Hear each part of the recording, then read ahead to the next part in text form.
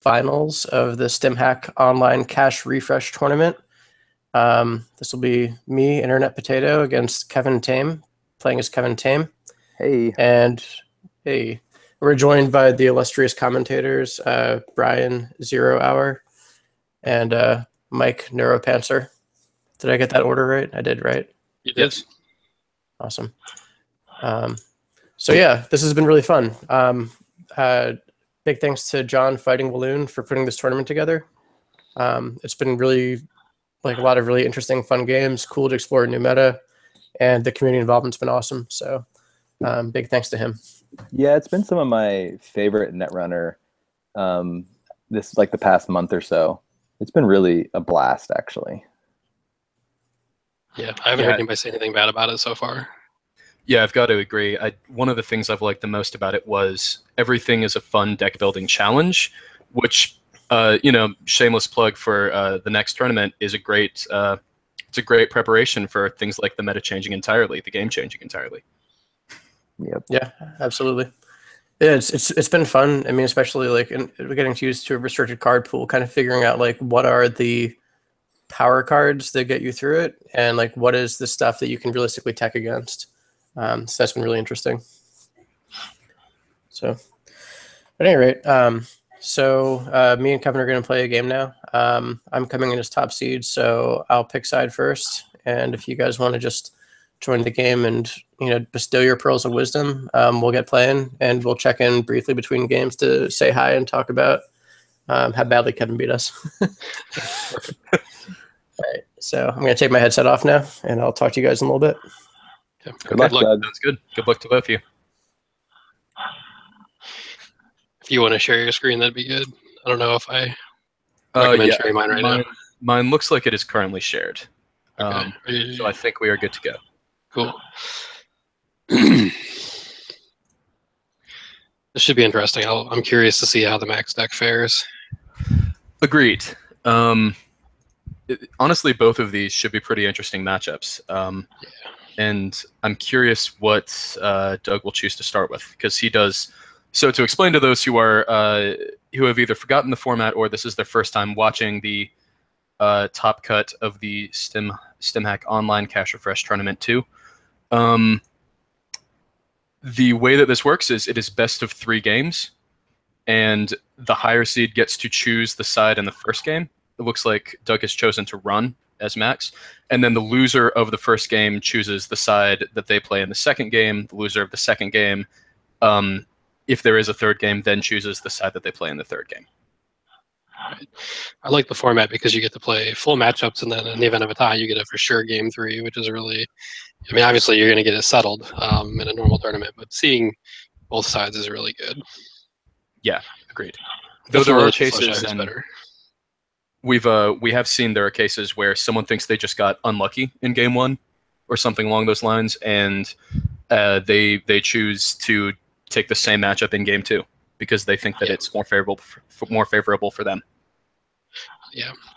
So it looks like on turn 1 we have kevintame throwing out the roto turret with an Estelle and then throwing down. I missed what the remote was, but it might have been a pad campaign. Yeah, it's a pad. Okay. That's just about the best turn 1 I could hope for if I was Kevin. Yeah, the roto turret's really good, especially against the deck where they're running Opus or something where they're going to want to get that down and bang on it, and they definitely don't want to lose it. So you're talking about 2 programs getting installed before they can do anything. So pretty good choice of ice there. Ooh, we see some spicy tech out of Doug with the showing off. Even he knows Wampu is in the game, so yep, just go in there and grab an agenda whenever he wants. Yeah, neither of these players have been shy about the contents of their deck throughout this top cut and tournament in general. Yeah. Okay, so we have Opus down on one side. He's probably going to just build up a little bit, and then we have a bunch of remotes down. I think Kevin's going to try to push for a really quick score. Would be definitely pretty smart. Yeah, agreed. Ooh, there's the Maw. We see the Maw come down. That is probably pretty crucial. Yeah, I think time in and time out in this tournament, we've seen not just Doug's deck, but any deck running Maw has been just the best thing ever. Breaking up combos and knocking agendas out where you don't have a lot you can do about it. It's a solid card in this format. Yeah, against some decks is one of the few answers you can have in general. And against this one, it's definitely not a bad option. Right. Helps you snipe biotics from hand, helps you snipe agendas from hand, anything to break up the fast advance threat. Yeah. This was an interesting play. Kevin decided to burn the moons because the only card he had in his hand was the Arc Lockdown, which is obviously really good against Doug's deck. Or Hellion Beta Test. Oh, is that what that is? Yeah. Oh, well, that's, still pretty good Probably because he can wants get that them all that way. Yeah. Yeah, right now, if he had a successful Hellion Beta Test this turn, it would basically end the game. Is the other maw in the trash? Yeah. Or it is not, but just having to spend another 11 credits dropping these two when he's at 1, that's something that Doug certainly doesn't want to do. Well, it doesn't get the Opus. It'll get the Maw, which is still definitely worth it. Oh, right. It's non-program cards. Yeah. Yep. I should read this card. Well, I thought it was Arc Lockdown, so I'm not doing any better. Okay. It's interesting he didn't trash the Austerity. I guess he didn't have the money when he hit that one, right? Right. Okay. Yeah, it is interesting to see. Hellion Beta Test is something that I might not have immediately thought to bring in if I were Kevin, because knowing that your opponent's on Maw, they want to not trash a lot of the things that they access. But at the same time, Kevin is running such must-trash stuff like MCA that he knows it's gonna be live at some point in the game. Right. You're in the camp of, if they're not trashing my shit, then I can win. Yeah. That's a good place to be at. So we see Deuces drawing cards. So he's trying to get the heat breakers into the bin as best as he can. Mm-hmm. Which is kind of risky if you consider that he is HP and could have Arc Lockdown. But I suppose as long as it's only one copy, you're okay. He's probably just trying to ditch the paperclip and probably hold the Black Orchestra, I would imagine. Yeah, it'll be interesting to see if he thinks about Arc Lockdown, thinks that Kevin might have sided it in. We should probably know from the discard this turn. We see the paperclip go, and we see the Mopus go. Yep, so he is holding on to that Black Orchestra, thinking maybe Arc Lockdown. Yeah, that's pretty smart. I would never give my opponent the complete ability to lock me out, I think. Yeah. So the Austerity ticking is really a nightmare, not just because he can't click through a Fairchild, but having to sit there and pound Opus for only 3 clicks a turn is not where you want to be. So he'll be happy to see this one ship once it's done being clicked. Yep. Something he obviously doesn't know, but that we do, Kevin also doesn't have a GFI to score right now, which is the best use of MCA Austerity. So unless he draws one in the next couple turns, this MCA is potentially not as high impact as it could be. Right. I think he's looking to set the moons up now so that he can get some installs. I'll be curious if he tries to use Friends to power up the Estelle versus hoping to get an agenda, triggering the Austerity, and then using Friends to bring it back. That's kind of a weird, like, which way are you going to take that line? I think they're both strong plays. I think that's a no-lose scenario for Kevin. Oh, yeah. Which is why these Maw triggers are going to be crucial, because he's got to hit that. But then the Archive doesn't help either, I guess. So far, the Maw triggers have been good. He's hit 2 pieces of ice out of a deck that I haven't seen the exact list, but my guess is Kevin probably runs 10, 11, maybe 12 ice. So hitting 2, especially the Toll Booth and the Ice Wall, those are both ice that Kevin would love to have for different reasons. And then also hits the Hellion Beta Test, which we've already talked about could be very high impact because of the small. Yeah, I think at worst, or I mean, one of the worst case scenarios for Kevin is he has to use the Friends to get the ice back. But even that's not that bad. But I think ideally, obviously, he wants to get the moons and the MCA Austerity back. Mm-hmm. But it's still doing work in its own way. He seems to be doing okay on ice right now. We see our Fairchild go out across the centrals. Yeah, I couldn't complain about that if I were him. Mm-hmm. And the money to res them too, more or less. Yeah, that's absolutely disgusting. We do see, a little late for that Yogg. He would want to have a sucker with a few counters to make that Yogg matter more now that the centrals are iced up so thoroughly. Yeah, I think he was banking on the fact that the Corp deck probably doesn't run enough ice to stop the suckers, and that's why he waited to put them down. Yeah. I mean, how can you expect him to have that much ice? It's pretty tough to do. Yeah, especially when you're hitting stuff from the hand with Maul, which could be ice, and in fact, in this case, has been ice. It's right. Both of these players have definitely sideboarded throughout the course of the tournament and the top cut, as many players have. It's part of this tournament, one of the things that makes the format cool. I wonder if Kevin brought in more ice. Yeah, that could be. I think if he knows he's on the awful heat breakers, it's worth importing a couple of chunky pieces of ice to just make sure that your HQ is nice and clean and not have to lean on Wampoa too much. Yeah, could be the case.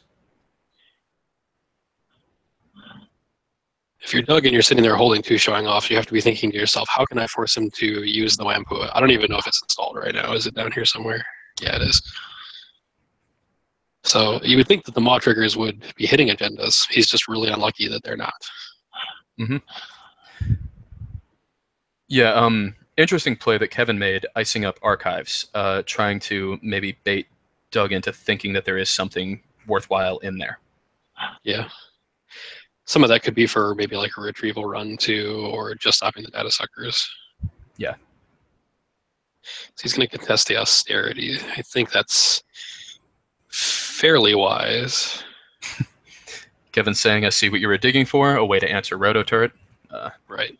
Made that read on turn 1. Yeah. I think he was well aware of the 2 or 3 Roto Turrets he has. Mimic's a good answer. Parasite, of course, a better one, but haven't seen that yet, and it can't happen instant speed either. So Right. Not when you're playing Maxx. Yeah, the best you're going to get there is a retrieval run, I think. Mm-hmm. So we see some more campaigns go down. And continuing to make money.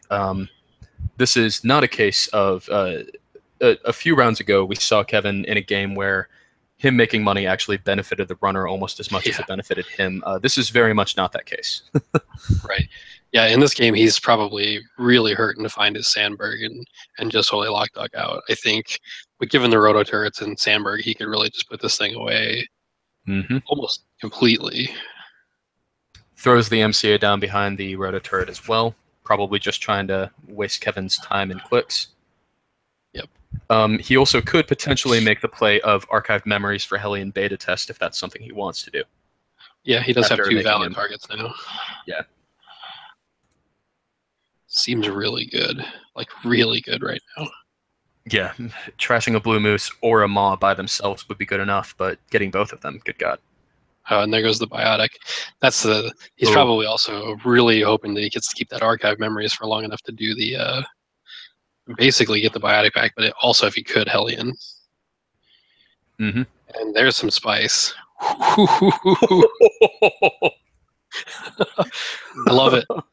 I gave consideration to that myself when building for this format. That is tasty. Oh, man. I can't see the chat right now, but I hope there are some hot pepper emojis flying around because they deserve to be. Oh, yeah. Oh, that's pretty spicy too. The brain rewiring. Huh. I'm curious what that's all about. Yeah, I'm not sure. I mean, I guess if you're camping your breakers because you don't want to get them locked down, that's a way to get them way deep into your deck. Could it be a thing of he knows that Maxx will run out of the stack at some point relatively quickly, although the deck does play 63 cards, but it also plays 9 copies of deuces. That could potentially set up a game-winning damage play if he splashed a spicy Neural or something. Yeah, I could see that. Oh, and here we see the Zed-Res. I just assume you take the brain damage. I think you have to, yeah. Doug does not seem to have expected that. Well, we got the question for them in the mid game. We got to talk about Zed 2.0. Oh, hold on. I'm loving it. He has no clicks. Oh, no. That is the spiciest of all Zeds. Now, Doug does have another Maw in hand, so this is definitely... Unless it gets brain damaged, which it did. Oh, wait. Oh, no, the brain man. damage doesn't fire, though, right? It shouldn't. We should probably tell him. Yeah, okay, he's got it. Yeah, okay. He found it. God, that would be tasty. I can't blame him. I would also be very excited to get a full value Z 2.0 on stream, no less. Yeah, the internet saw this one. That's true.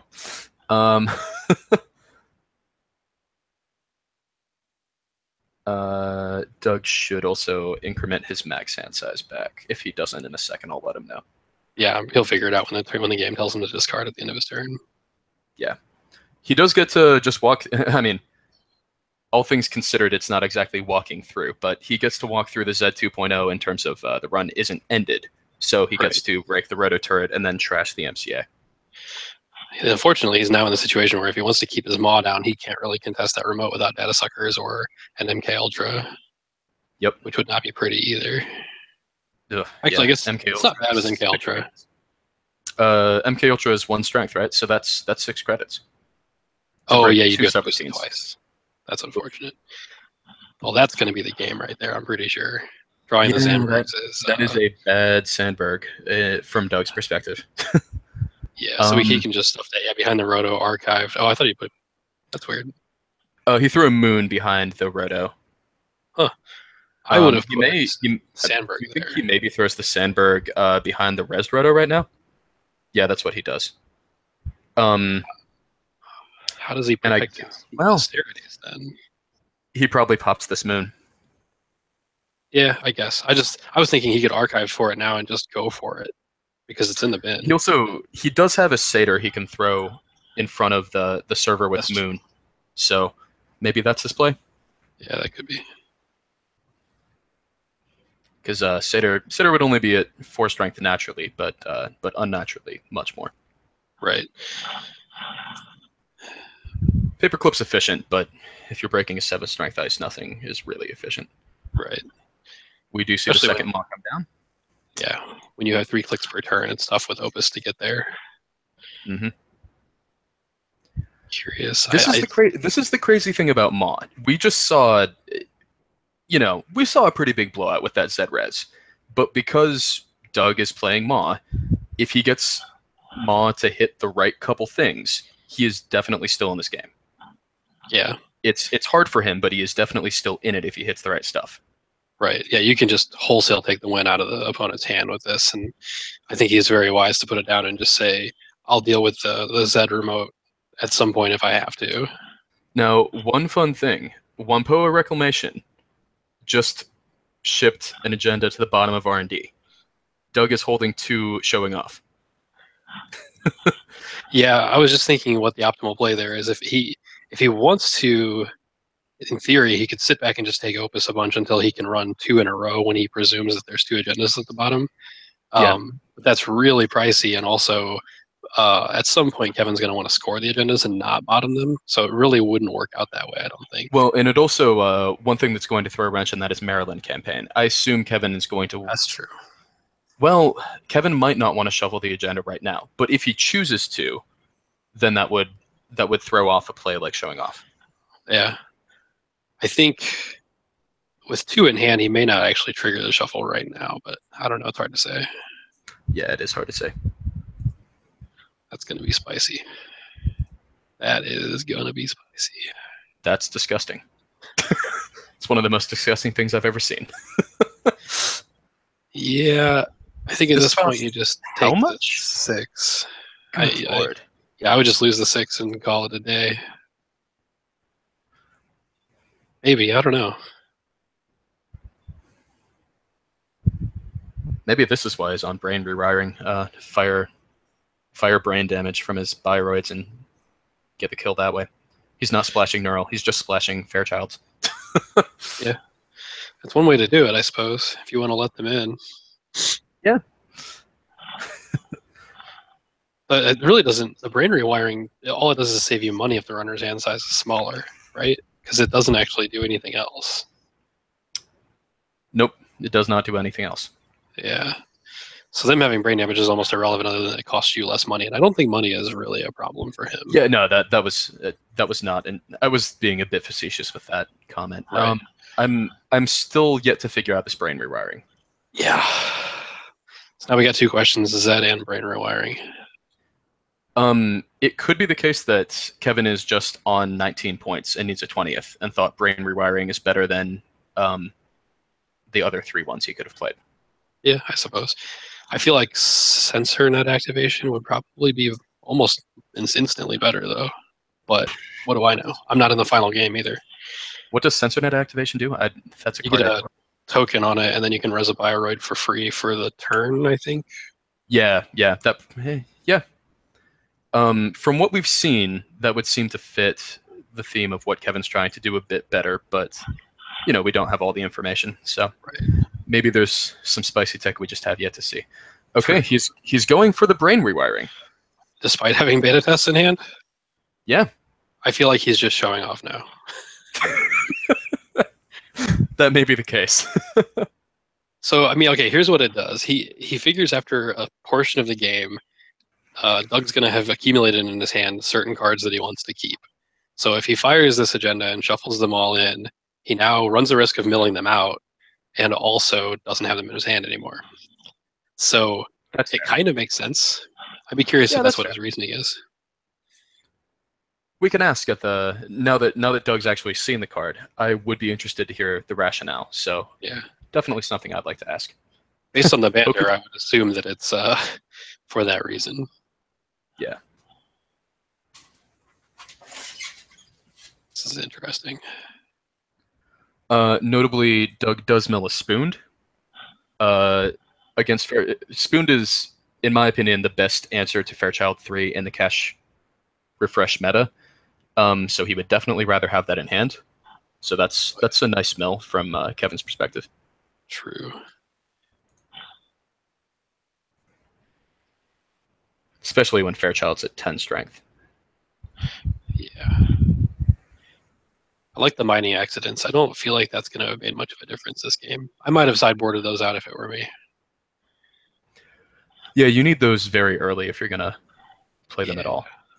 Which in 63 cards, it's you draw fast, but it's hard to guarantee you're going to see them quickly. Wow, that HQ though. Yeah, well, it's a little bit too bad that the Showing Off's got bottom decked. Yeah. HQ's well, not necessarily. I mean, if Doug runs HQ click 1 and clicks through Fairchild, till an MCA comes down, he will always be live to access on an 80% chance for an agenda, or 75% after one POA triggering. Yeah. We do see the MCA austerity come down from friends, and we see a toll booth go in front of it. So that seems like a pretty safe MCA austerity to me. Yeah, that's going to be unbelievably hard for him to overcome this, I think. Yeah. Short of a off-brand rumor mill coming out of nowhere. Mm-hmm. Possibility. It would be pretty good against Kevin's deck. Okay, so he does run on HQ. I imagine click through this Fairchild. Can he click through it? Oh, he didn't trigger the austerity. Yeah, okay. Yeah, because it decides that he doesn't like money and pays for it. Yeah, money's overrated. Right. Does that get all of the subroutines? 1, 2, 3, 4. Okay, yeah, that does get all the subroutines. Pops a Stealth Moon. Still snags the agenda and one of the 3/2s, which, with a biotic labor newly in hand, is certainly something Kevin would like to have. Bad news for Doug. Kevin does have the other 2. Yeah. So they do have to go somewhere, though. He can't exactly just start scoring them out and then also Wampoa them, I think. I guess the Estelle could shuffle them back. Yeah. Yeah, it's got a Maryland ticking down.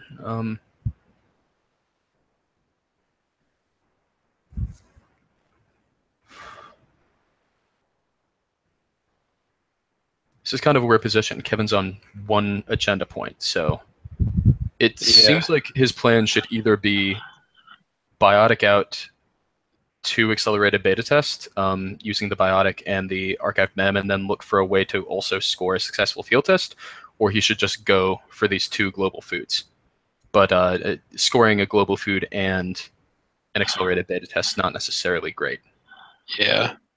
It looks like he's trying to do kind of a combination of the austerity and agenda score from table, austerity down the road, the agenda now.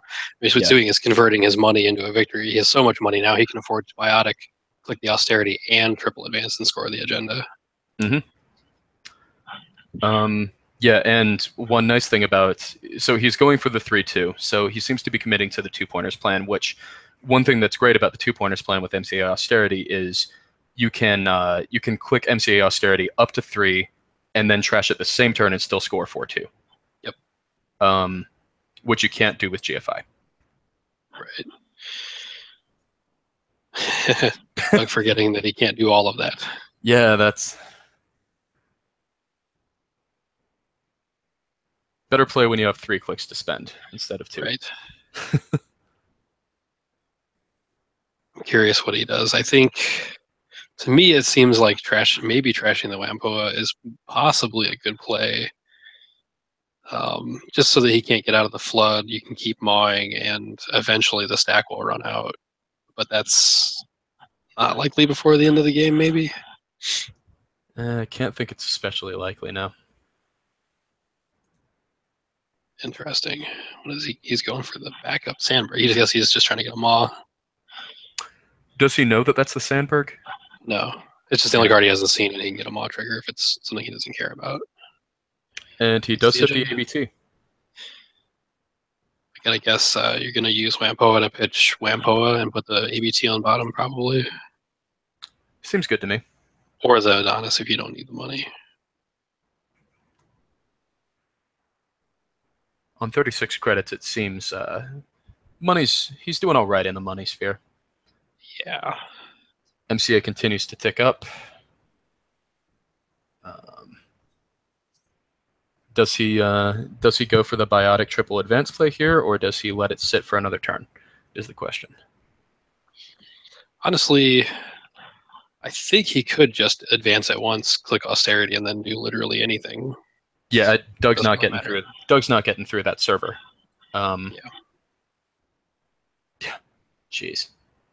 Another Zed. He really committing to that trash maw plan, which I can't fault him in any way for that. It is a good plan against maw. If it's your deck's weakness, then teching for it makes sense. Mm-hmm.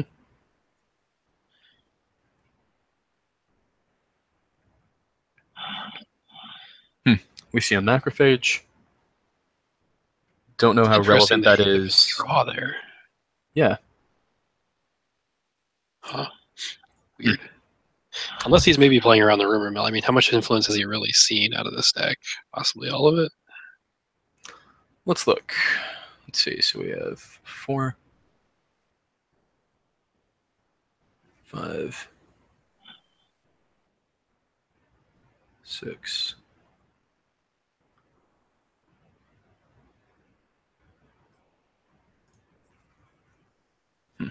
Yeah, 7, 8, 9, 10, 11, 12. He's seen 12 influence from Doug. So not off the table, but probably unlikely. Right. If you assume that Doug is running the full complement of deuces, then I think it is off the table if I'm counting correctly, which is, I might not be. So we did see maw triggering off of the second Wampoa, milling, I believe, the GFI from the hand. Yes. So now it's nothing left to score but the thing in the remote. Well, that's a tech card if I've ever seen one. Enforcing loyalty. Wonder what he's if you know your opponent's playing Opus, there you go.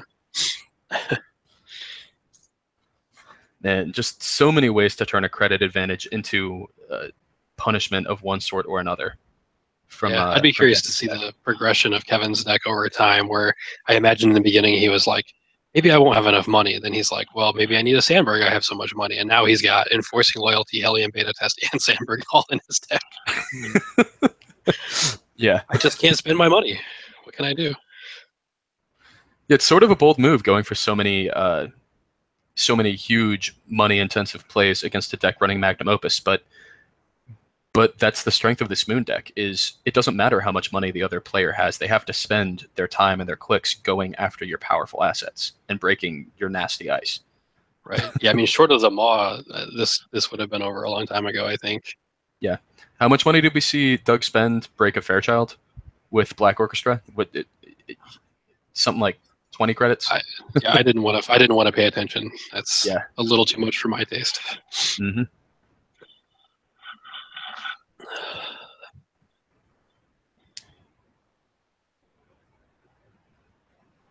It's definitely letting the Maw do all the work. I don't see any reason for that not to be the case. Maw hits a biotic. That is all 3 biotics in the trash. Only one archived mem. So we may see Wampoa try to get back some. Biotics into the deck and then trash this Maryland campaign to shuffle. Okay, we see an MCA pop. He just drew a GFI. Yeah, going for the score. It's interesting. Well, he may think the ABT's in the trash. Not bad to try to get on this 3-pointer plan. He will have to. Oh, he already Wampoa'd a GFI back to the bottom of the deck. It looks like. So he'll want to draw the 3rd one as soon as possible, if that's the play he wants to go with. Because I think it's still safe to stick in his server 1. It's install events in that server. What's going to get through it? Well, right now there's an ABT in 1, so he has to get that out of there. I think a play that I might have considered was bottoming the ABT in the trash, hoping that the archive survives till next turn, archiving it and throwing it in the remote, and then eventually scoring it, because it's safer there than it is in your hand against Maw.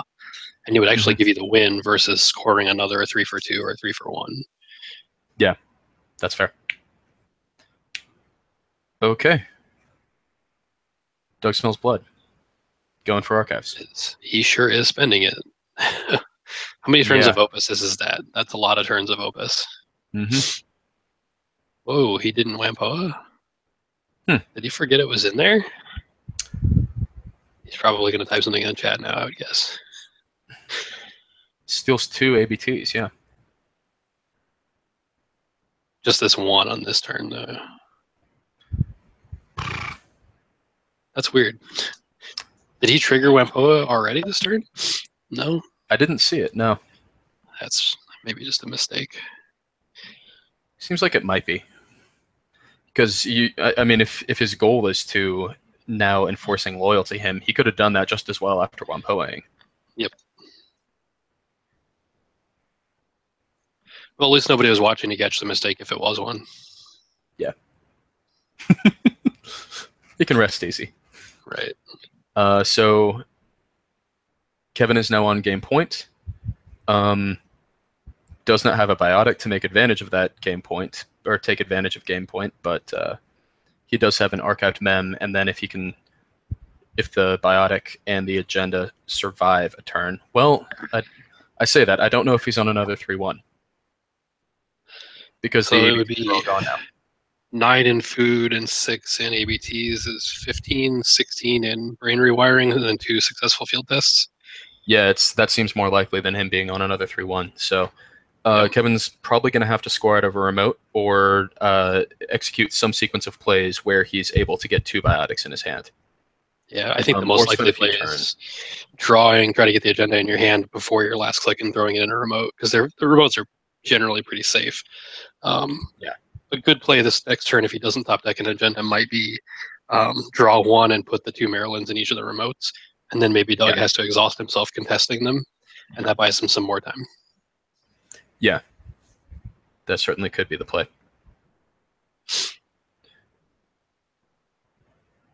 Though Doug can see all 3 biotics in the trash. So that's why he has to shove something into a remote, I think. I guess, you wouldn't be able to score any agendas without the biotic. So at that point, that play is most effective if Doug thinks you're on another 3-1. True, yeah.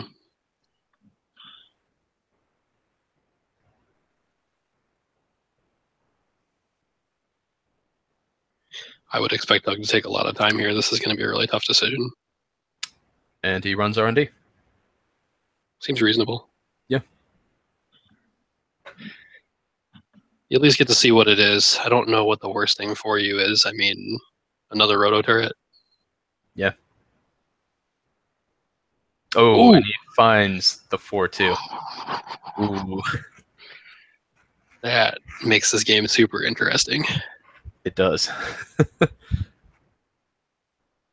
And mining accident. I imagine we'll see a bad pub at this point. Well, yeah, okay, bad pub. Huh. Okay.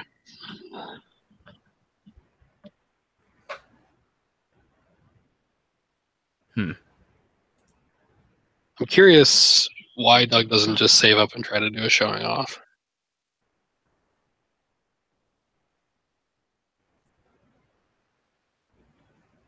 It's a good question. Because even if he did shuffle since the last time you bought him in an agenda, you still have a chance after a shuffle of hitting an agenda. Mm-hmm. Maybe he's waiting for the turn where he can see the top and the bottom. I don't know.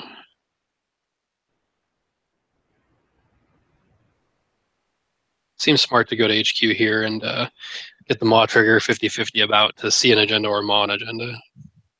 Mm-hmm. Decides to just trash the enforcing loyalty, seeing the credit differential, rather than take the chance that Maw will hit it. I think that's a smart move. Yeah. And we see another. Oh man. If he had just run R&D, that would have been it. Could he have gotten through? Satyr, yeah, I think he could have gotten through Satyr. And Fairchild, he would have been close on credits because he had to spend pretty much all of his money to get through Fairchild when he ran HQ. With the Satyr on top of that, it would have been close, but you're right. He might have just been able to win there. And you know, I think as the corp, you have to res, so he has to know he's going to res. Yeah. So at least it would hurt his money, and he could have a better chance at contesting a remote. Oh, suddenly the Corroder has dropped to 0 strength, or the Parasite dropped to 0 strength. Yeah. So the Roto is dead, and we see enforcing loyalty. That is gonna land. Whew. Oh man, the BM enforcing loyalty doesn't even have to pump the trace. Yeah, that's a value city right there. So that destroys Doug's econ option. Difficult thing is he can still click through Fairchilds until we see an MCA go down. So I feel like trashing the Opus has kind of a weird effect where the runner is now resigned to, well, I'm never going to be able to afford to pay to break, so my best shot is to get a Maw and snipe an agenda out of HQ. It like changes his psychology about the matchup, so it almost hurts him in a way. Yeah. Is he gonna? He's deja vuing for Opus. Yikes! Oh, yeah, that's ouch. That is a long time coming right there. Oh man, this is. Yeah. I'm pretty sure good position for Kevin. Yeah. So we have a macrophage and we have a toll booth there. Yeah, it's safe behind this toll booth. There's no way he's getting through this toll booth. Yep. And he even has to guess right on the remote, which, I mean, obviously you're running the advanced one, but even if you do, it may not matter. Well, no, it would be Game Boy. Never mind. So, yeah. Dejaing the Opus. Interesting.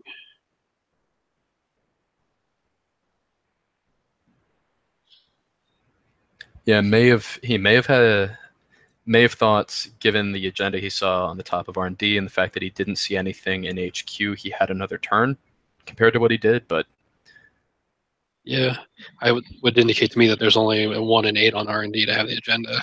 Yeah. One of the 2 remaining, probably.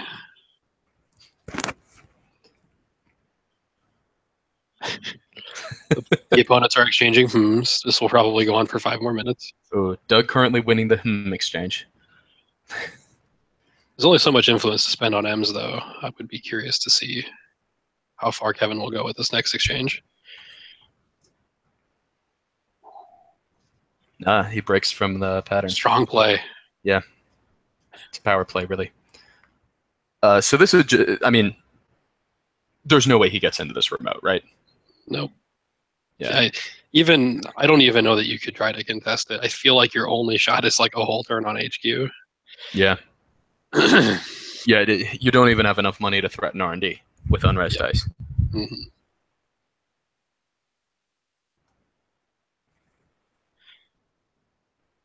Of course, we the commentators, the the gods that we are, know that the win is not in HQ. Yeah. But I think you're right. That seems to be the best play for Doug. Yeah, weighing in all the things that you could potentially do, I don't see any other option.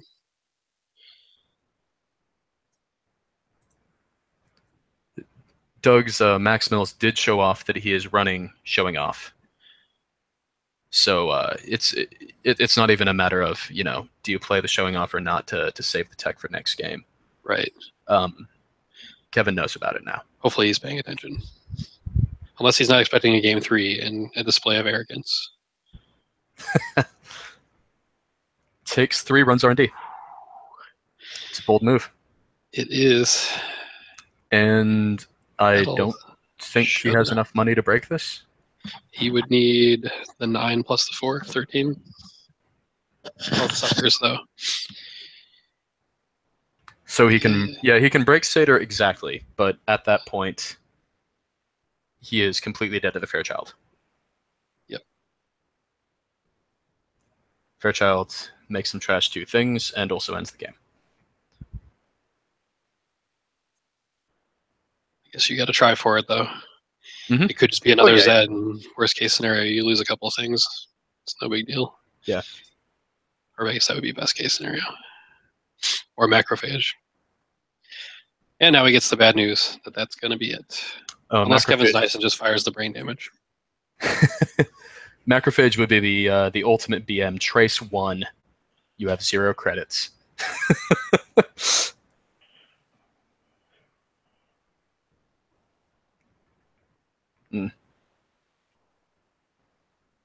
And there we are. Successful field test. That is game.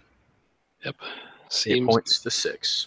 It's great that the Maw made it close, though. That was super, super close. Yeah. What a strong card. I mean, that was a game that was not close in a lot of ways, but ended up being down to the wire because of what? Hey. How's it going? Hello. Hey, Doug. How's it going? That was a really good game. Yeah. Oh, man. That was rough. That Sandberg did some serious work. Yeah. I mean, I had so much econ early, and it was hard for you. And that Zed. That Zed was a brute, man. What's up with the brain rewiring? We were going to ask that. I'm glad you asked. Well, I don't know. I mean, you don't need to say anything if you don't want to. Partly, I'm definitely going to play Maxx again. I actually don't know if it's like the best agenda because I was sitting there on 6 points and I'm like, this sucks. But at the time, like, it felt really cool to put everything at the bottom of your hand, and then I was like, wait a second.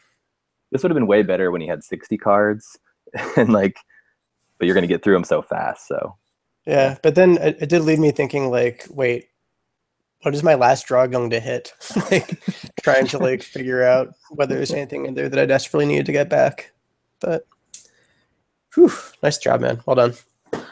Yeah. Want to play this match again? Oh man. God, I don't know. I'll start a game, and by the time that I've started it, we'll see whether I'm staying with Maxx or chickening out. All right. See ya. See ya. I'm curious now. I don't know. What was Doug's corp again? He's on AgInfusion. He's on a very nasty AgInfusion that pretty much just leverages Obokata being a preposterous card. I don't know how to make a comment on that, considering my corp deck also did the same thing. Oh no, it's a strong strategy. It's what I did last tournament. Obokata is a very good card. Yes, it is. And between the AgInfusion ability, Data Loop is a big card for his corp, and Ben Musashi. Given that there's no film critic in the meta, it is very difficult for any runner to actually steal an Obokata in any given one turn. Yep, that was the structure I was playing on. I was on PU, but I had 2 data loops with. Yeah, so you find out very quickly that having to have 8 cards with the ability to draw 2 is really tough. Maxx will never lose. Bold claim. That brings Grayfield in. Grayfield's got to see it. All right. Actually, that's a really good start for Maxx, I think. That's Yeah. really, really good. You got a Deuces, you got a Magnum Opus, Ice Carver. Definitely Ice Carver could help him early game before Sandberg makes the Ice Strength get out of control. Yep. And, potentially could help late game. We saw, there might have been a few cases where Doug could spend 3 credits less for the same number of subs. Right. But we immediately see, again, just a nuts start Classic. from this Moon stack. We have a Moon, we have an Ice that ends the run, and we have another asset. In this case, Maryland, which is also a nice one to start with because you only need 2 credits to res it. Yeah. That could not have been better. And a very strong econ start. He gets a Moose with the Max draw and just goes Mopus, click it twice, drop a Moose. Money taken care of for probably the rest of the game unless you enforce loyalty. Yep. And then now that he knows it's in there, he'll probably try to hold cash high. Yep. This will be interesting to see how much he sits back and how much he realizes he can't let the corp run away on money, given the Sandberg last game. Yeah. But that's where some of the tech. I believe he did see the Hellion beta test in archives. So if he knows he's on Hellion beta test, so he also knows it can be dangerous to go low to trash these assets. Yep. I think what happened in between games was that Doug loaded the deck that says 64 card Maxx plus Rumor Mill. So now we're going to be watching the hard tech. No, rip medium. That is unfortunate. Hopefully he's got the right run in there. Mm-hmm. Oh no, that actually isn't in cash refresh yet, right? No, retrieval run is not. Deja is. So he can get both of them back, or that and a parasite if he so chooses.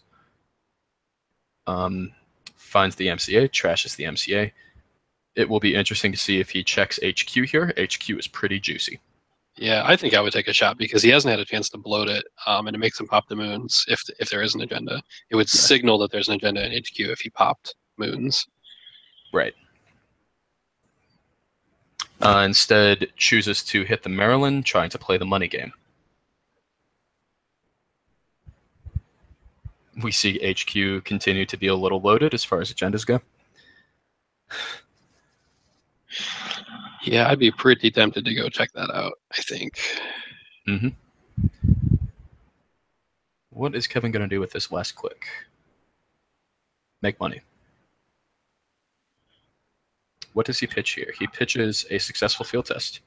Huh. Just hoping Doug decides not to run archives, which is probably a pretty safe bet at this point in the game. Yeah, or he's trying to get the agenda in the score area so he can enforce loyalty early. True. Or wait, is that voter intimidation that requires that? Or do they? Oh wait, yeah, it's voter intimidation. Okay, so yeah, I have no idea what he's doing. Loyalty is just a double, and you have to win the trace. Yep. So he just likes living dangerously, I suppose. Ooh, we see the arc lockdown. I mean, part of after that. Discarded Yeah, that's not bad at all. He has all 3 bin breakers and medium to choose from. So. Yeah, I think the paperclip sort of looks good because the moon is protected by that, and it's his only ice. Yeah. I mean, that could be a signal to Doug that this is an ice wall protecting Estelle Moon, but at the same time, I don't know how bad it is to signal that when they just can't break it. Yeah, and who cares? He's going to run it and have to install another paperclip, or I mean, he's not going to contest the remote. That's not where the agenda is going, I guess is what I'm saying. Yeah, good point. Macrophage on HQ. Huh. Maybe that's a token ice. Yeah, I think that's probably the case. Just to dissuade him from running there. I like Frenzing because if Doug has been paying attention and knows that it's a face-down card, it's really unlikely to be an agenda, and if he doesn't have Maw, he has no reason to check it. So it's not awful to do that, if I'm honest. And it looks like that is the play. So we see an MCA come back, and we see an unseen card, which is successful field test. Estelle Moon at 5 counters. That's yeah, we're going to see potentially a biotic into successful field test for all kinds of things. Yes. Honestly, I think the only thing that stops that play next turn is if Kevin draws another Estelle Moon and would rather get the second Estelle Moon down before the successful field test play. Yeah, this is also a problem. I was going to say if he gets the Maw, he's going to start checking. So, jokes on Kevin. Yep, and he's going to get a Maw trigger here, checking the austerity. Or sorry, yeah. Jokes on Doug. Stealing an agenda does not trigger Maw. That's true. Yeah. Neither does trashing FCA. Oh. And 0 Maw triggers. That's really sloppy play. Yeah. You get an agenda and austerity, but no Maw triggers. I don't know that I'd take that trade. There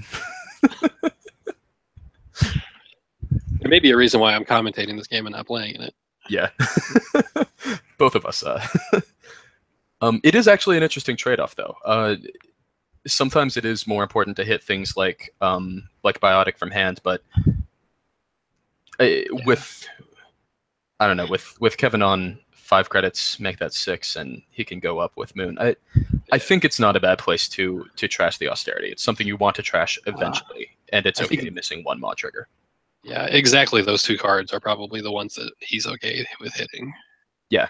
Not Maw. Potentially a face down Estelle Moon. Yeah. But yeah, I think you prioritize Maw over MCA, or over everything except MCA, and maybe a second Moon. We see a mining accident happen after Maw hits the arc lockdown. That's really good. Yeah, that's pretty good. That's an insane turn if you think about all the ramifications of that. An access of Maw trigger and a bad bub, or -5 credits. Mm-hmm. That is really good. Yeah.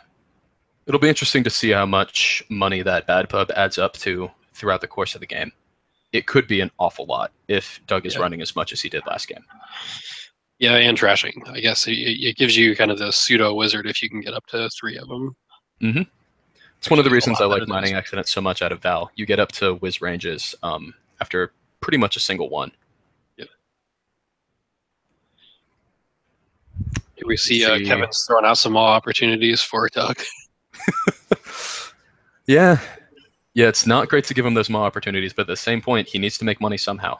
And right now feels that the best way to do that is with campaigns rather than popping Estelle Moon, since he does not have a successful field test down to drop some of the extraneous stuff from HQ. Yep, and 1 in 34 remaining cards is the other one. Yep. Oh, we have an agenda hit with Maw. That's pretty good for him. He probably won't check that for a while. He does have to make sure there's not a Wampoa on the table, though. Mm-hmm. Decides to stay ahead in the money game, trashing this Adonis. We'll see if he does the same. He can drop to 1 credit by trashing this one. I think that's a fine play.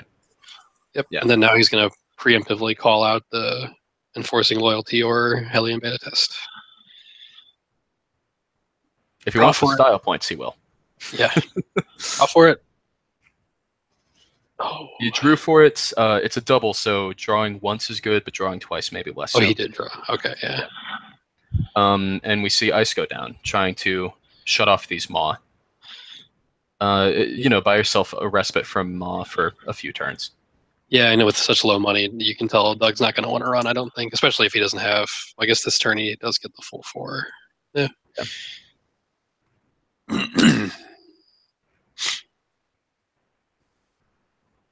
Yeah, Kevin did not MCA the turn before, so he could run click 1 and click through a Fairchild, but I think he'd rather spend his turn gaining money. Yeah, I think in his spot right now, there's not a whole lot of threat going on. Most of the breakers are in the bin, right? So he can get in anywhere.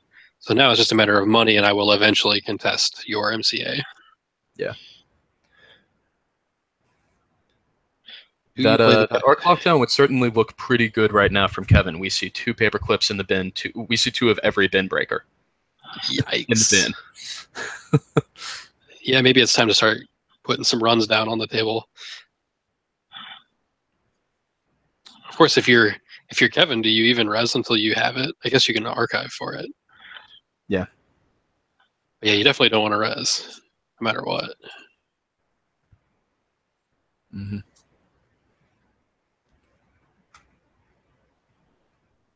Curious to know if he's going to arc lockdown. Yeah. Certainly doesn't seem to be something he's really pushing for right now. Maybe if he sees 3 of one type, he might. Especially Paperclip, because I don't think any of this Moon's deck's barriers are clickable. I think it's Ice Wall and Satyr, and that's it. Yeah, that seems right. That goes hand in hand with the Sandberg, I think. Yeah. So it'd probably be tempting if you see a third one get milled by Maxx. Grab that. But I mean, Archived Memories is such a good card. It can do so many things for you. I understand wanting to hold on to it like this. Yeah. Chooses not to res the Zed. Doug could easily get a McUltra back and just break it. So probably a good no res at 9 credits.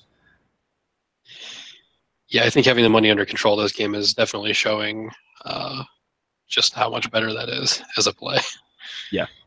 It's going to Yeah, biotic this very out. very similar starts in terms of the cards that were there for both players at the start of the game, but this one going much better for Doug because he's keeping the money under control. Yeah. Now, that said, Kevin did have enough money to biotic out an ABT, which he does not fire. Shame on him. Yeah, as they say, fortune favors the bold, so, you know. That's at the same time, I think the person who said that didn't play Netrunner. Maybe the original one. Not this one. Okay, we see another Parasite hit the bin. Parasites certainly seem better right now when Kevin's on 3 credits. Well, Yeah, but he's not really on 3 credits. He's on 20. Yeah. I think it makes resing a Rototur pretty untenable for him still without the Sandberg present. Mm-hmm. And we see Doug forcing the issue. Chooses not to res the Ice Wall for 1 credit. Probably again just doesn't want to let him get a Paperclip out. Yeah. Seems smart. And now Kevin's back in the money.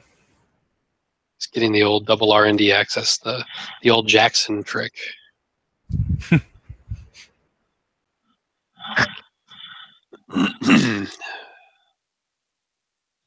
No Maw trigger here, I believe. Yeah. But he does get to smash a Moon.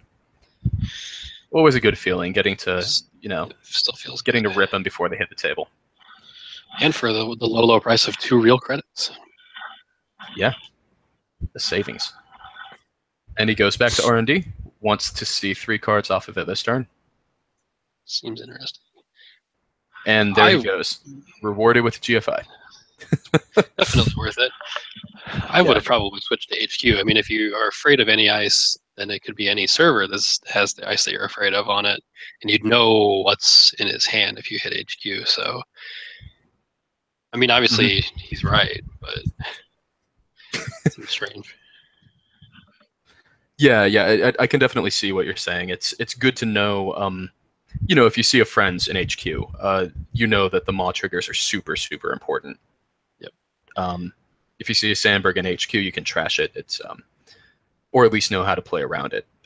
Well, you trash it if you're on 15 credits, but yeah, playing around it is trashing it. But regardless, he gets the GFI. So he's on 4 points. Kevin is on 2 points. Kevin does have a Biotic, but not a 3/2 in hand. There are 2 still left. Well, 1 in archives and then 1 in the deck. And there's still a brain rewiring also. See the Sandberg go down. It is behind a Zed. Archiving for Dark Lockdown. Going for... Was he going paper clip? Okay. I mean, that makes sense. All right, there we go. RIP Paperclip. 2 of them are now RFG'd. And the corroders are in the bin. Yeah, good point. That may be what.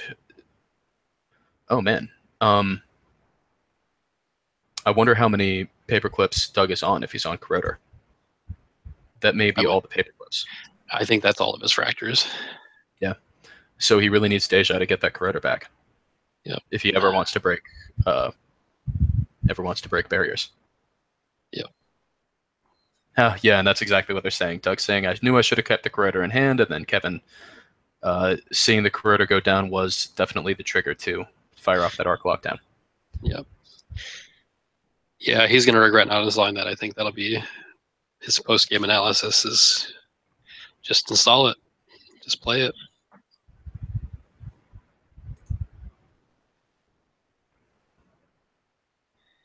So now the only real way to deal with it is keep the corp poor and then be able to parasite ice, presuming that you know that there's a Sandberg lurking about. Or Deja, right? I mean, I Yeah, if you can assume get it. Doug's on 2 Deja. Yep. But 1 is RFG'd right now, I believe, so he's only got 2 in the deck. Yes, you are right. There is a Deja that has been moosed. Yeah. Running archives here. Seems reasonable after drawing all those cards. Reasonable with drawing a bunch of cards, and there were how many face down? 7? Yeah. And sure enough, he does find the ABT. That's, I guess, one way to deal with not having any sort of fractor. Yeah, just win. Just score 7. Just win. It's easy, right? Yep. Yeah, Kevin, you are still having a better game than me.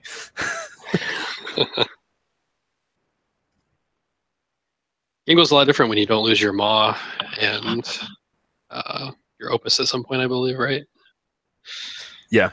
It's also a lot different when the corp isn't on. I mean, geez, how soon was Kevin at like 25 credits? What was it, like turn 5?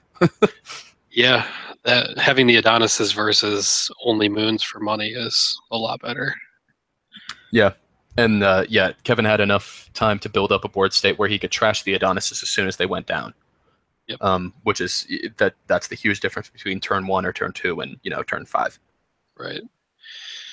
So I think he's just going to jam the ABT here behind the ice wall, and well, that's the thing. If he does, this is game point. He has to make his read has to be correct that there are no more fractors in the deck for him to do that. Yeah. I'm sure he would much rather checker his ice and have 2 end the runs that are of different subtypes. Yeah. He is choosing to install Satyr in a new remote, and we see if friends go down. Wampoa, okay. So Wampoa? Probably an ice, no? Austerity. MCA. Okay. I might have gone with the checkering the remote with the roto turret, because then he has to get 2 breakers onto the table. It's just more money.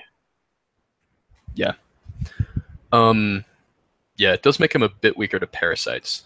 But we see 2 of those in the game already, so. Hey, there we go. Third paperclip. We were all wrong. Well, he was a smart read on Kevin's part to assume that he had the 3rd fractor in there. Yeah. Or the 4th fractor, I guess. Yeah, the question now becomes, does Kevin have a second archived memories that he can get back this arc lockdown?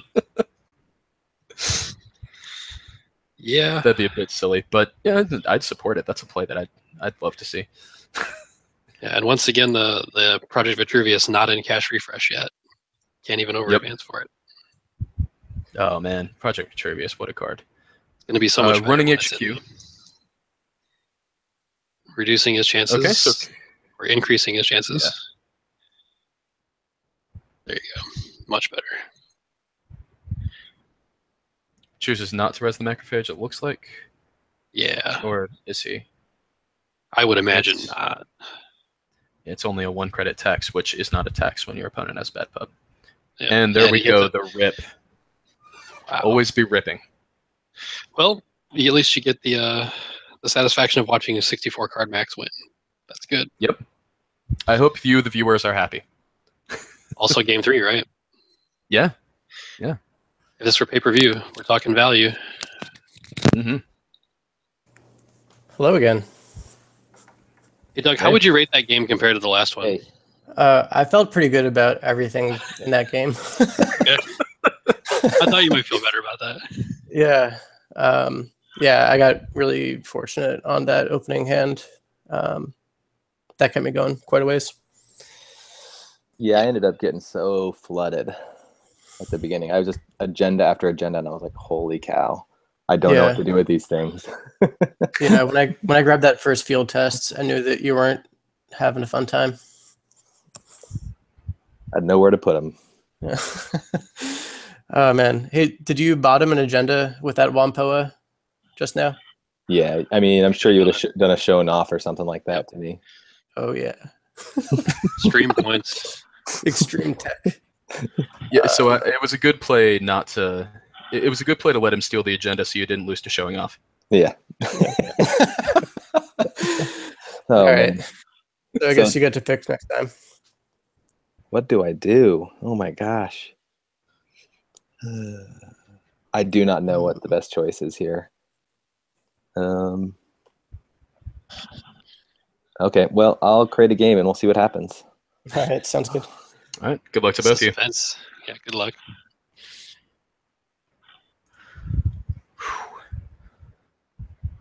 I'm glad I went to game 3. It's always best when championship games don't just get blown out, and that's the end of it. I would also like to see both of the other decks in action. Not that these games have been very fun, but it would be nice to show off both decks for both players. Yeah. I feel like when you lose with your deck, particularly in that fashion, you're more likely to just be super skeptical of it next game. It's kind of irrational, but I think a lot of people will do that. Yeah, notably, I think the two. Let's see. Yeah, I've commentated 2 different matches of Kevin's, and in both matches he lost game 1 as Moons and went back to it in game 2. So he won't necessarily go off of it just because he lost that game, but he also may have thought he lost that in more convincing fashion and wants to try the other deck out. Right. Yeah, I think staring down like the chance of just randomly losing to Maw versus maybe just outperforming with your deck in the next game, your runner deck, is just really appealing. Well, and it sounds like he did tech pretty heavily against the AgInfusion deck. He's on Daredevil, it sounds like. So that's good. That definitely sets off the data loop. Oh, and yeah, we do get to see it. Nice.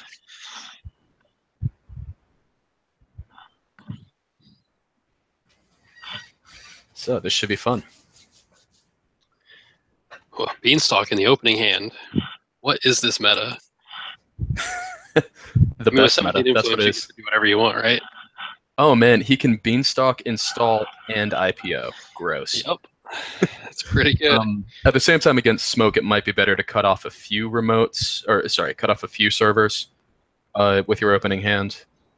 Yeah, I like the idea. Since you're Jinteki, you can bluff having a Komainu or something. Just throw one on our R&D as a tokenize. You're not going to res it probably, so that you can IPO the following turn. Yep. But you got to have something there, just in case. HQ, obviously, you can leave open even if you had an agenda, probably. It's not a big deal. I would guess Kayashi's going on the R&D, Beanstalk, and then Cuckoo on the remote would be pretty good. Or the other way around. It doesn't really matter. Mm-hmm.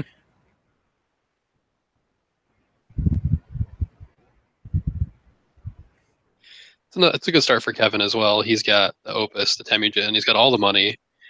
Peace in Our Time's probably just going to get thrown away, I would guess. It would be very wise to throw that away. Yeah. Not fantastic to give a deck that wants to spend all of its money resing ice more money to res ice. Yeah. Goes with the draw first. I think he's possibly looking to throw away. No, not looking to throw away. Just wants the money. Click one siphon. Yeah. Those days are almost behind us. Sadly. I'm going to miss that. Yeah, I agree. That and Parasite are the two I'm most sad to see go. Mm-hmm. Same. I don't even know how to make decks anymore. Yeah, I'm playing just Mash Opus till I win decks at this point. Yeah, I think right now I'm playing degenerate combos very poorly, is my answer to the new meta. So we see a Temujin go down on R&D. We see him run it 3 times. Classic start. Seems pretty good. Yeah.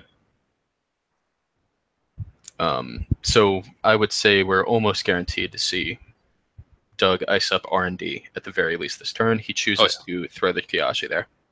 Huh. And then gains a bug. Yeah, that seems fine. I probably would have put the Miraju out on HQ, but I was kind of thinking the Kayashi was weird, but you do want to have a place to redirect people to later. Yeah. That does make sense. And I guess decided instead of throwing the Miraju down, it was better to get the Breach Dome in Archives because he may be thinking he won't be able to do that for another turn or two, or just wants to get it down now. Yeah. certainly it's better to have them hit Breach Dome early and often while they still have cards in the stack. And actually, along those lines, yeah, must have, knowing he was against AgInfusion, it looks like we are not on 40 card smoke this game.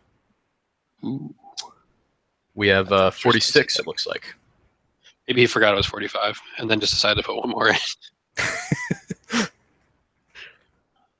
It's interesting because I don't know that against AgInfusion I'm too worried about running out of cards.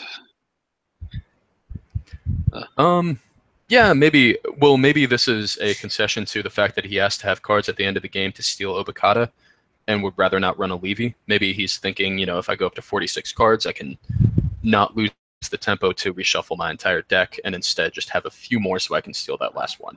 Right. So here we're going to see an excellent counterplay that one of the plays I love, having the Fem in the deck. It doesn't matter what that ice is. I'm going to get in there and I'm going to grab that. Yep. The question is, does he want to? Because he's got some nice stuff in his hand. Yeah.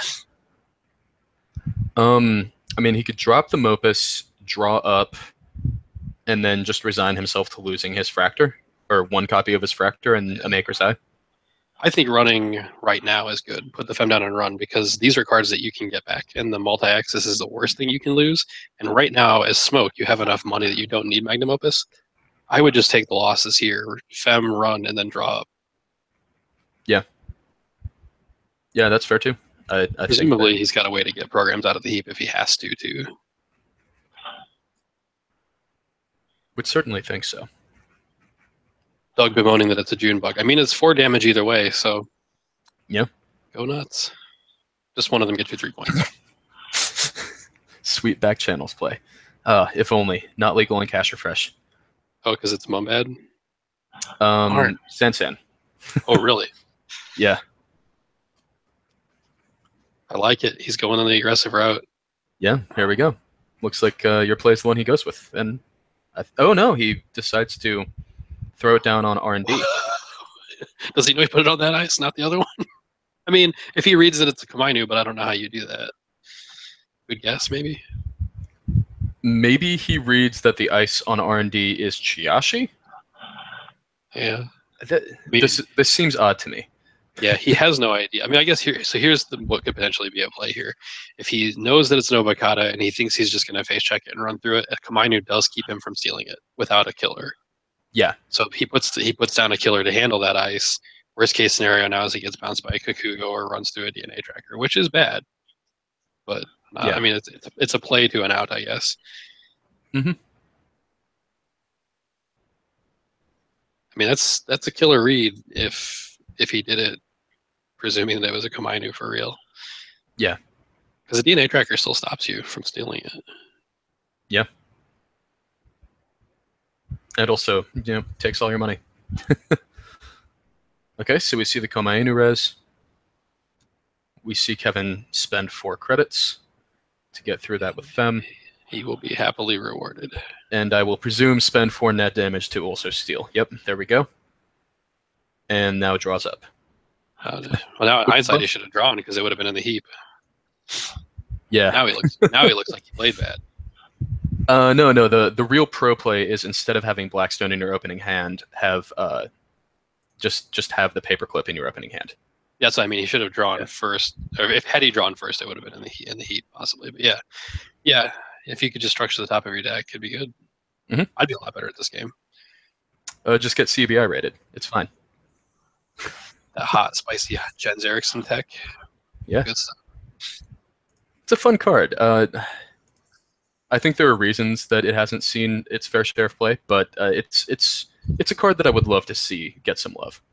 I think it dramatically got worse when Keyhole rotated, as of whenever it's going to do that. But that was kind of my combo buster play. I would have it in Geist and just you return the hand and then Keyhole it away. Ooh. Excellent against CI combo. Gross. Yeah. It's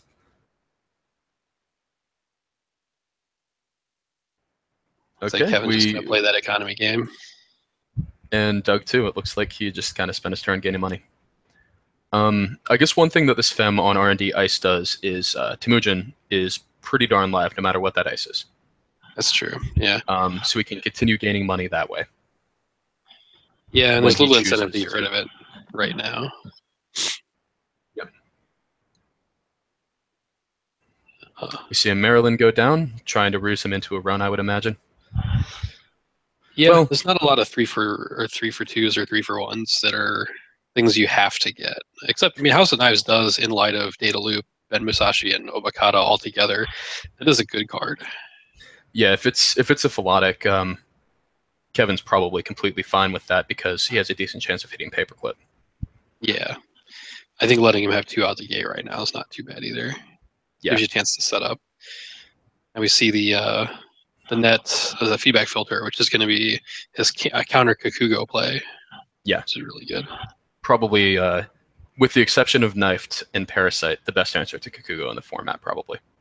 Oh, yeah. It's very expensive, though. My first round opponent, I was able to tax out with a couple of Kakugos. Yeah. It is pricey. If I remember correctly, we played in the first tournament, and that was, I think both of us had feedback filters down, and it was just a terrible, 80-minute slog each game. Yeah, I could see that. We see a TFP go down behind a Kakugo. I wonder if he's going to start advancing this, hoping that Kevin doesn't have a way to break barriers, or if this is just getting it out of the hand to where it's better protected. I feel like he doesn't want to waste ice on HQ. Yeah. So, yeah, he's probably looking to just get it somewhere safe. Mm-hmm. It kind of also sort of represents like a Sandberg, having a secondary server usually is like, I'm going to put something here that's important, like a Chief Slee or something. Not that Slee would be important, but, stuff you want to keep around. Synth mod wouldn't be terrible. Yeah. Not quite as good out of AgInfusion as it is out of PU, but still pretty good. But if you're doing the game of you can't have enough cards to steal, it's super good. Yeah, true. Ooh, here we go. We see AgInfusion trash the Chiashi to redirect into archives. Kevin chooses to jack out rather than access. Now he runs that remote, sees a Kakugo, drops a paperclip, and chooses to run back. Pretty well rewarded here. Yeah, this is good for him. His persistence on that remote is pretty impressive. Chooses to take the net damage rather than prevent, and finds a future perfect. Well, he couldn't prevent it. He didn't have feedback filter down. Oh, you're right. Yeah, he hasn't dropped it yet. Good point. Thought it was a Nisei. Huh.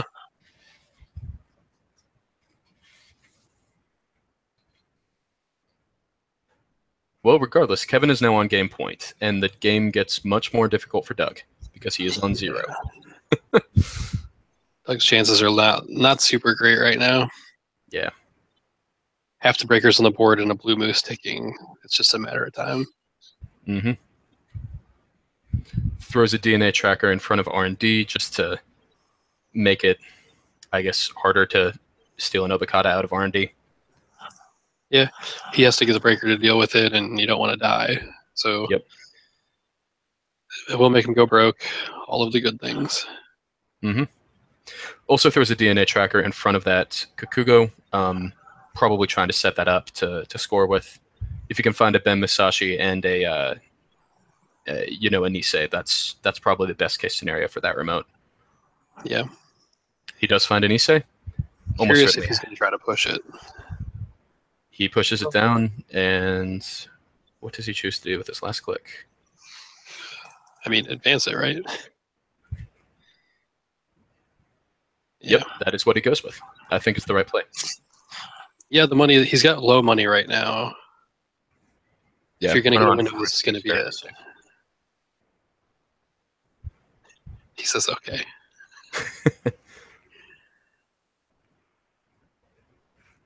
He does have the killer in hand. Or no, he already has a killer. Okay, so he's possibly worried about, I mean, what else would end the run as the code? Yeah, I don't know what stops you.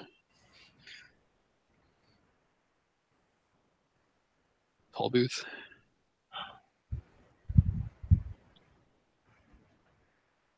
Based on how I've seen Kevin play in the couple of games that I've seen now, he's most likely just going to try to contest this remote, I would guess. Yeah. But maybe not. Maybe he figures he's got time. He doesn't have to. Yeah, currently choosing to draw up.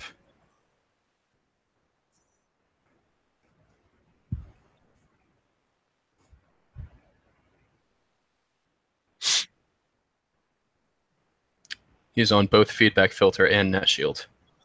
Really wants to be able to steal those avocados. Yeah.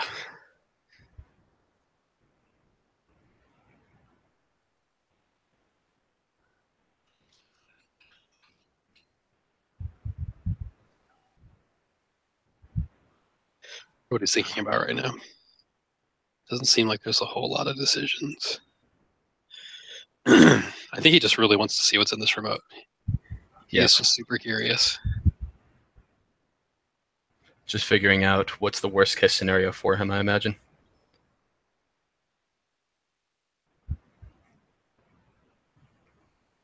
Yep, Kevin is thinking. Well, it's good to know he has a pulse. Doug telling him not to think.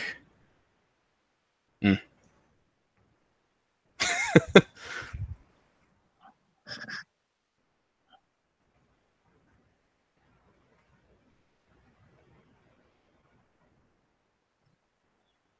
wonder if he's trying to decide which of his net damage to prevention to install or something.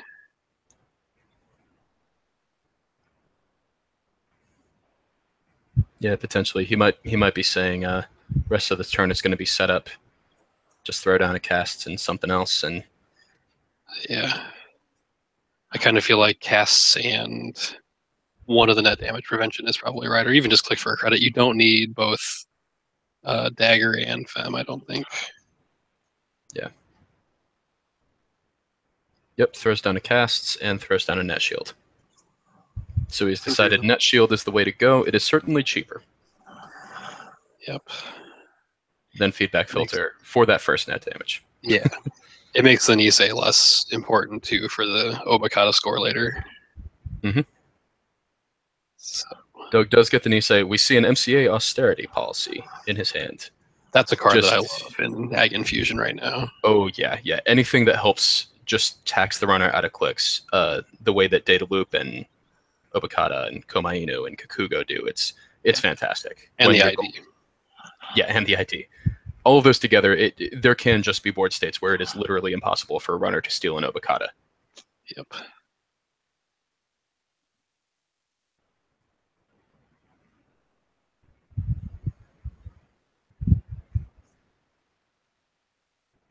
So we see more setup from Kevin here. Yeah, I think at this point he's just going to play the Shaper game of I'm going to win eventually, and there's nothing you can do about it. Mm-hmm. We see a Data Loop in hand for Doug. Data Loop is very good. Yes. That is a piece of ice I'm sure he's happy to see right now. Throw it in server 2. Nope, throw it on the outside of server 1, and then throw the MCA austerity in server 2 and start clicking it. Yep. Oh, okay, yeah, I forgot that this was a Kakugo here. Yeah, that's not a bad server at all for Doug. Server 1 here. Yeah. Kevin not expecting the MCA. Yeah, which surprises me because that's actually really, really good. Yeah. MCA is good out of so many different archetypes in Cash Refresh and beyond Cash Refresh. I mean, it's I think I believe right after it came out we saw it in the one CTM that was in the tournament. You land a hard hitting with an MCA and they can't clear all the tags unless they have Citadel, which is great. Right. I mean, it's actually pretty good in any situation, like kind of like the core set where you had Melange, where the runner has to run, and things are better now because you can capitalize on a runner being broke. You have stuff like Stinson, hard-hitting news, so you have these must-run things, and you put them behind ice, and the runner does have to deal with them. And when they're finished dealing with them, they're not any better off than when they started, like getting Agenda, for instance. And in AgInfusion, you have agendas that fully take advantage of MCA austerity policy. You have 5/3s that you want to be able to score from hand, or click up and then score them off the board. You have Niseis that you want to score from hand, which you can do the turn that you click up MCA to 3. So there's a lot of good stuff you can do with MCA austerity policy with this agenda suite. Right. Yeah, and it gets you to that game point so fast. Yep. I mean, next turn.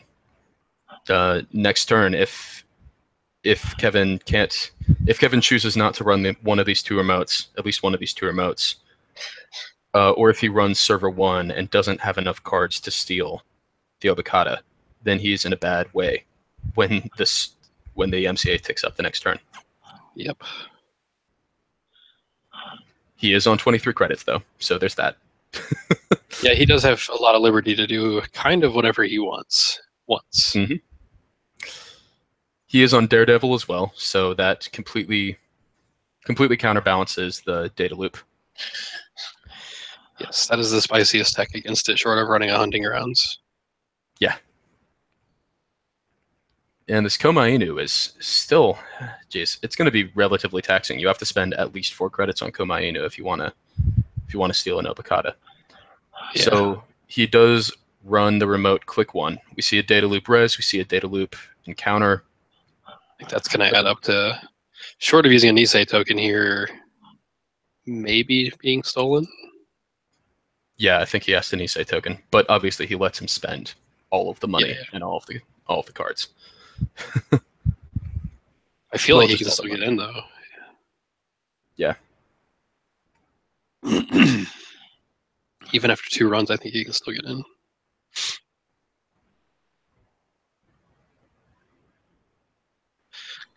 Data loop. No, I guess with the Kukugo, you can only prevent 1 damage. If he just put the feedback filter down, he'd been fine. Mm-hmm.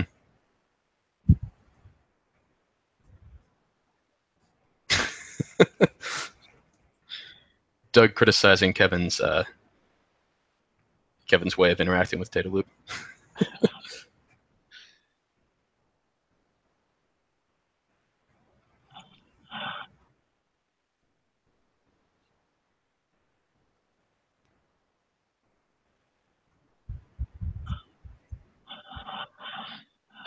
It looks like Kevin's trying to score some extra clicks here in this turn. So far, he's done the exact opposite. He should have 3 left, I think. Okay, there we go. Oh, right, MCA. So yeah, he should. Okay. I'm so confused right now. Yeah, I'm not sure what's happening. Okay, so he's manually returning to the start of the turn. Okay.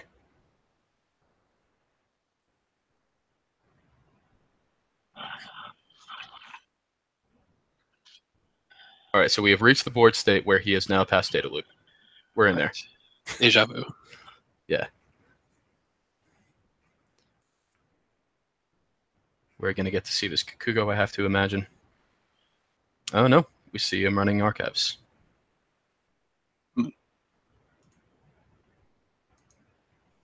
So now he can do draw a run and then he can score it? He can get Nisei countered, I guess. True. Yeah. Data loop doing work. Yeah, data loop, what a card. Kevin wisely decides not to hit archives. All of those face downs, they could be 5 breach domes. Yeah. Even if they are agendas, they're probably not ones that they're not ones that it's going to be fun to try to steal. Right. I mean, on game point, maybe. Yeah. Yeah, I guess maybe, but I think at least 2 of those have been AgInfusion triggers, so it's not really 5 face downs in archives. True. Doug laying down the law, being his own TO. Okay, we have data loop fire. Make him spend the 4. Yep. Data loop does help you get that discount on Kamainu, though. If you're the runner, you get that rebate check. You do. That's why you want the Komainu to be on the outside, but yeah. No one's perfect. Okay, we see spends the 4. No Doug further action. Oh, there we go. has to act Nisei Mark II and the run. What a card, Nisei Mark II. It's pretty good. We see MCA trash, and I imagine this is 5 clicks.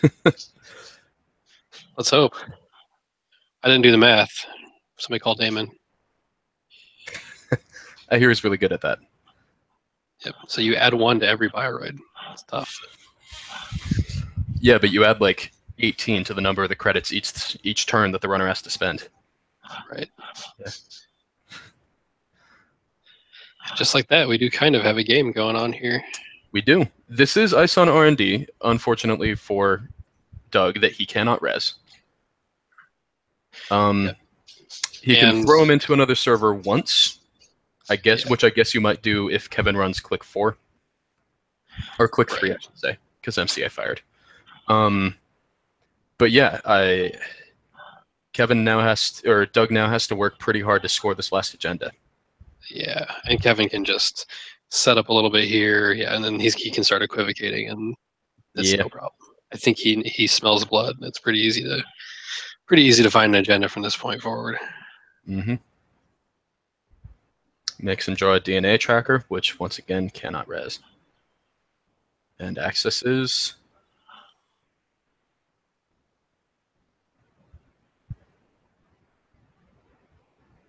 He has nothing to spend that stealth credit on from smoke.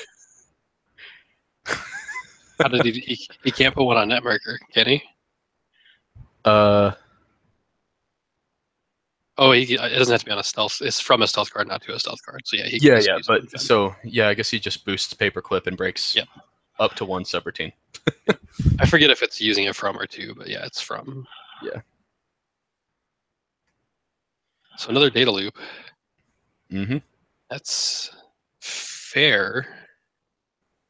Doug makes some money. Now we can res that tracker if he needs to, and he's going to preemptive. It looks like he's getting back MCA, IPO. And what was the last? I missed the last. Austerity. Austerity. Okay. MC Austerity. So there were 2 MCA austerities in the trash? He did. Oh, no, he did win. Never mind. That was the face up. Yeah, I don't know. Was it a nice? Oh, jeez. I missed that. I'm a great commentator. Super okay, not so important. we tracker res.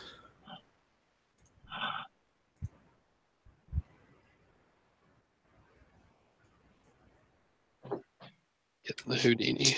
Yep, getting the Houdini. All things considered, not a bad thing to break DNA tracker with. Not DNA tracker, no. Yeah, it's pretty efficient for DNA tracker. He's going to see 2 here and gets the Nisei.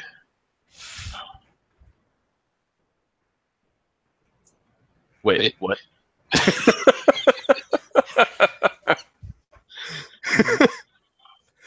All right, that was the misclick. It seems.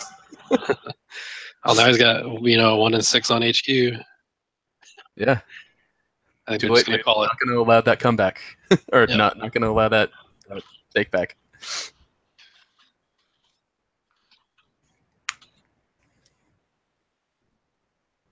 Hey guys. Hey. Doug in here. Yeah. Congratulations, man. Oh man, wow! I was super nervous there. You had that. I was hoping that your early Obokata steal would give me like a little bit of a window to sneak something out, but it closed like so fast. Yeah.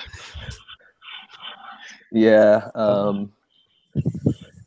I think like there was a few mistakes. Well, I don't know. Like they worked out in my favor.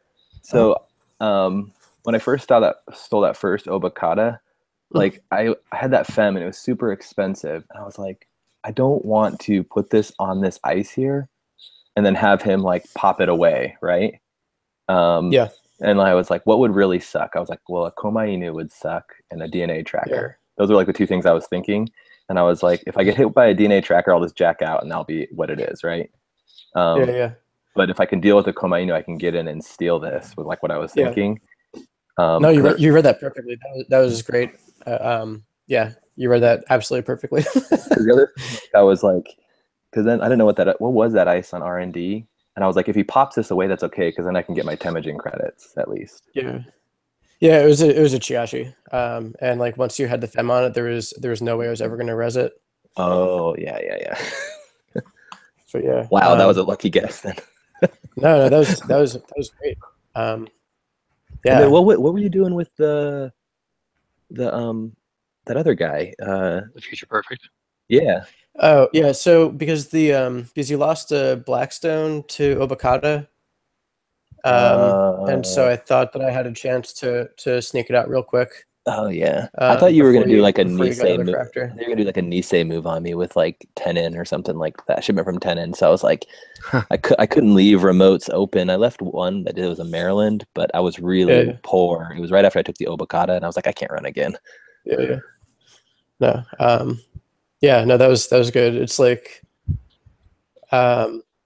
your smoke deck has like such strong econ, and with Daredevil, it like really like deals with Obokata super well. Yeah. So like, I knew that this was going to be a harder matchup than the other way around, and I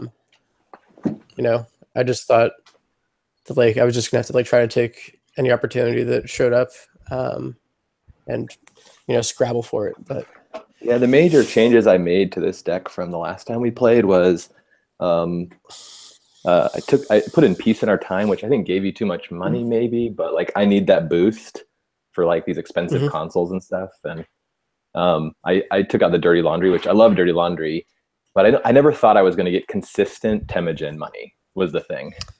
Yeah. Yeah, no, there's like a breach dome in archives the entire game basically. I figured. Yeah, I was like, I'm not going to run there ever. Yeah. Anyways, well played, man. That was because I have to manage my hand size and my draw so much in this game because getting through your server sometimes can take me 8 cards. Like if you have Ben Musashi and Obokata and Data Loop. Yeah, I don't think I saw a single Ben Musashi this entire game. Oh man, that would have been helpful. But yeah, but yeah. So congratulations. I hope that you choose well for your alt art. Well, I want the Sanjay consoles. I want the Maxx and the Gauntlet, one. I think that's the double-sided console. Yeah, I mean, I still think you have the best, like the fan favorite deck. That Maxx deck is sweet. So, was that the first loss you had against it? I lost to Justin Biz the Dad. Okay. In the semifinal. Yeah. Okay. Man. What did you guys think watching that game? Yeah, I'm really excited to hear about what you guys had to say. I thought you definitely got it a lot closer than it looked at first. Seeing 2 agendas go out like that was definitely kind of scary for you, but to see it into 5 was definitely impressive. The last turn where you actually snuck that one out was definitely a good play. Oh yeah, I was getting the MCA gives me one less click, which I really needed that click. I was like, holy crap, like I can't get in. MCA, and I think that like MCA and Ma are like the 2 strongest cards in Cash Refresh. Yeah. I knew MCA I couldn't. Seemed incredibly strong for that deck. I knew I couldn't get in. I knew I couldn't steal that agenda, but I had to force you to use Nisei. Yeah. Right.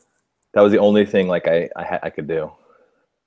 Yeah. No, I mean, I think you read that right. That like I didn't have a lot of ways to keep you out anymore, and I basically had enough gas in the tank for like one score. Did you have any traps in HQ, like that kind of stuff? Because you left it wide open, and I remember the last game we played, I like got really lucky, and I apparently had like 3 like snares and all that kind of stuff. Yeah, I had like snares in a breach dome or something, and you got the agenda. that one game, like I was like, I'm not running this HQ. Like he's holding on to all this stuff. No, I didn't have anything, but I didn't have any agendas either. So okay. Yeah, just as well. Yeah, good game, man. Yeah, those were good games. Really fun games. Great.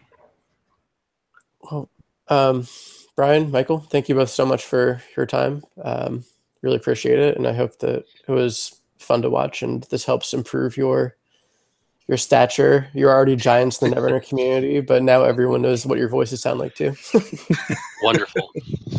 Oh yeah, that's what it was all about. It was about the personal fame. Right. Yeah, of That's why course. I'm here. Yeah, thanks for 3 great games to watch. Yeah, well, no problem. Well, Doug, have a good night, y'all. The heel has to sometimes win, man. You guys are both Yeah, heel. you're like the nicest heel that there's. Whatever, you'd be a terrible heel, Kevin. You know you would. Work on that for the next tournament.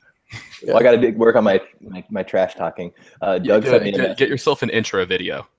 Doug sent me a message the other day, and it was some post, and he was like, "I don't think this was you posting this because there's too much cussing for you." So, Yeah. anyways. All right, cool. We'll take it easy, guys. I'll see y'all in the next tournament. All right. Yep, sounds See you good. guys. Thanks, guys. All right, take it easy. Bye. Yep.